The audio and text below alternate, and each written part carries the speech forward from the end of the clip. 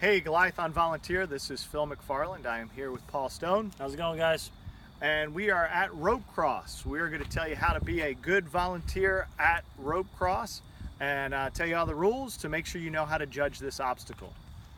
Okay, so here's how this obstacle works. You're going to be working here with a team of people, all right? And one of the people in your team needs to be sort of like the obstacle greeter, okay? So as people are coming down the course, you're letting them know, hey, this is Rope Cross, welcome.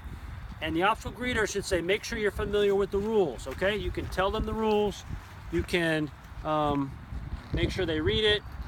Okay, so here are the rules of this obstacle. Number one, you just have to traverse the rope, all right? Which means you've got to use this rope to get across in some way to the other side. All right, G2 and G3, you do not touch the water, okay? So don't touch the water. That means that if any part of their body, even if it's just the teeny bittest, smallest part of their toe touches the water and you can see the water ripple, it means they've failed, okay? And you need to let them know that.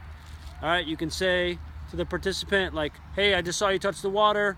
I'm sorry, that's a fail. You have to get down and exit the obstacle, all right? They cannot just continue across once they've failed, all right? So ask them nicely but firmly to drop off the rope, go into the water. It's not that deep. The water feels nice and warm, and they'll be fine, and they need to walk their way across instead of going across that, all right? At this obstacle, you can give a little advice to the people who are going through here, okay? And one thing of advice is, don't drag parts of your body across the rope. The rope is not soft. It will tear you up. We've seen people bleed coming out of this obstacle, and we want to try to, as volunteers, we want to try to help people not be bleeding at the other end of this obstacle, okay? So no dragging. All right, you can at least warn them. Some people will drag anyway, okay? Let's take a look at the obstacle. Step over. Okay. All right, so G3, let's start at the G3 side here. All right, as a volunteer, you're gonna find that you may have to increase the tension on these throughout the day, all right?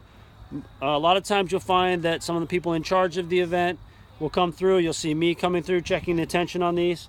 All right, but if you need to tighten the tension, you can a little bit, but ideally wait for me if you can, all right?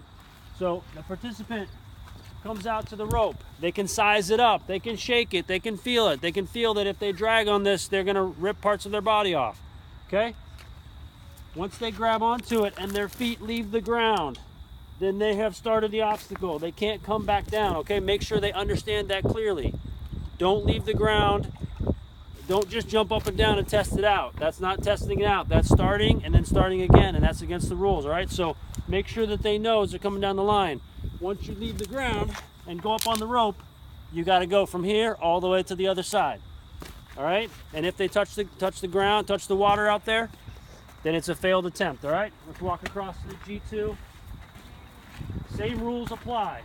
Once they leave the ground, they got to make it all the way across. It's a long ways, okay? So make sure they're ready to go. You have 3 lanes for both G1 and G2 and G3, okay? G1 is a little different. On this thing here, you can stand up, all right?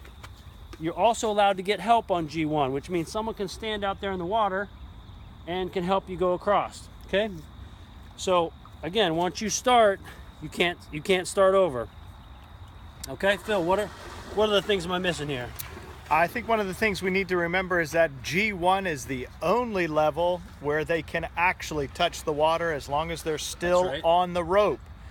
We can pile on people onto the G1 obstacle and they will sink the rope into the water, but as long as they are still maintaining control, that is still fair. Please also remember that every participant, even if they fail, still need to be recorded in the app. So failed attempts and successful attempts need to be recorded in the app. Thanks for being here today, and we'll see you tomorrow.